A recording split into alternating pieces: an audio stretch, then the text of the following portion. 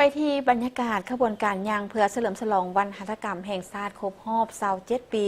ซึ่งจัดขึ้นโดยกลุ่มส่งเสริมจุลวิสาหกิจขนาดน้อยและกลางกระทรวงอุตสาหกรรมและการค้าขบวนย่างครั้งนี้จัดขึ้นในตอนเช้าของวันที่25 ตุลา 2025 ที่สวนประตูไซนครหลวงเวียงจันทร์โดยการเข้าร่วมของทานเฉลิมไซกรมศิษย์รองนายกรัฐมนตรีทานป้านาลีศรีสุริตภรรยาพนทานประธานประเทศประธานคณะที่ปรึกษาสมาคมหัตถกรรมลาวบรรดาทานการนำภาครัฐผู้ตากหน้าสถานทูตและองค์การจัดตั้งสากลเข้าร่วมท่านมาลัยทองกรมศิษย์รัฐมนตรีกระทรวงอุตสาหกรรมและการค้าได้กล่าวว่ากิจกรรมย่างครั้งนี้จัดขึ้นเป็นครั้งทำอิฐเพื่อเฉลิมฉลองวันหัตถกรรมแห่งชาติวันที่1 พฤศจิกายนครบรอบ27 ปี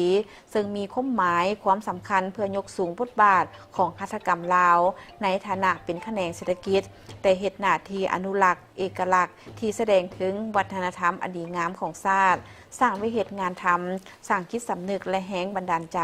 ให้คนรุ่นใหม่มีความภาคภูมิใจสืบต่อปกปักรักษาเสริมขยายมรดกที่มีคุณค่า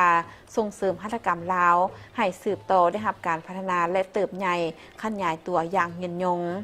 วันหัตถกรรมแห่งชาติบ่เพียงแต่เป็นเครื่องหมายของความภาคภูมิใจในมูลมรดกวัฒนธรรมและภูมิปัญญาท้องถิ่นเท่านั้นแต่ยังเป็นการยั่งยืนว่าเวียกงานหัตถกรรมลาวแมนศิลปะแห่งการดำรงชีวิตเป็นแหล่งสร้างอาชีพเพิ่มรายรับในชุมชนและเป็นแขนงการสำคัญที่ส่งเสริมการท่องเที่ยววัฒนธรรมและเศรษฐกิจที่ยืนยงทั้งเป็นการสนับสนุนที่มีค่าอย่างใหญ่หลวงต่อชุมชนหัตถกรรมลาวนี่แม่นการให้กำลังใจ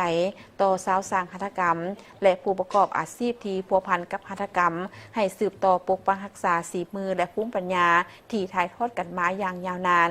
ทั้งเป็นการยั่งยืนคุณค่าเฮ็ดให้สังคมและสากลเห็นว่าสินค้าหัตถกรรมลาวแม่นมีคุณค่ามีเอกลักษณ์และสมควรได้รับการอนุรักษ์และสุขยู่ส่งเสริม